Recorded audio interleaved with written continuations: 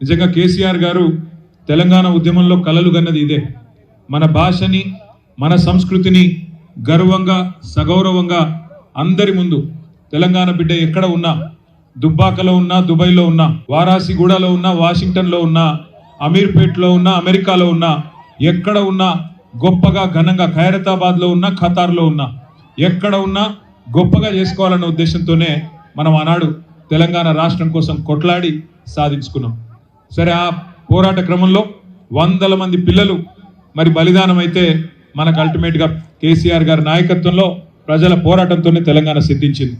ఇవాళ ఇక్కడ మీరు పేర్చిన తంగేడు పూలను చూస్తుంటే ఒక్కొక్క అమరుడు నవ్వుతున్నట్టుగా మనందరికీ కూడా తెలంగాణ సాధిస్తున్న ప్రగతి పట్ల సంతోషంగా ఉన్నట్టుగా అనిపిస్తూ ఉన్నది.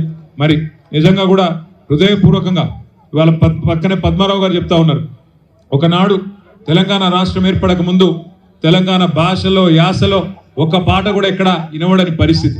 ఈరోజు పీపుల్స్ ప్లాజాలో మరి తప్పకుండా ఈ పీపుల్స్ ప్లాజాను కూడా మళ్ళీ మన గవర్నమెంట్ వచ్చినాక దీని పేరు కూడా బతుకమ్మ ప్లాజాగా మార్చుకుంటే బాగుంటుందేమో. శాశ్వతంగా బతుకమ్మకు వేదికగా ఈ ప్రాంగణాన్ని చేసుకుంటూ బతుకమ్మ ప్లాజాగా చేసుకుందాం. భవిష్యత్తులో మరింత ఉజ్వలంగా మన భాషని సంస్కృతిని కాపాడుకునే విధంగా ముందుకు పోదాం. మీరు వచ్చింది రాజకీయపరమైన ఉపన్యాసాలు వినడానికి కాదు, కానీ నేను చూస్తూ ఉంటే ఆ రామక్క పాటకి దేక్లేంగే పాటకు కూడా మా ఆడబిడ్డలు ఏమీ తగ్గకుండా ధీటుగా మళ్ళీ కేసీఆర్ గారిని ముఖ్యమంత్రి చేసేదాకా తెలంగాణ తల్లి చేతి నుండి బతుకమ్మను తొలగించిన దుర్మార్గుణ్ణి ఇక్కడి నుంచి తరిమి కొట్టేదాకా, తెలంగాణ తల్లి చేతుల్లో తిరిగి బతుకమ్మను పెట్టేదాకా మన పోరాటం ఆగొద్దు. ఇదే స్ఫూర్తితో మీ అందరి ఆశీర్వాదంతో ముందుకు పోతాం.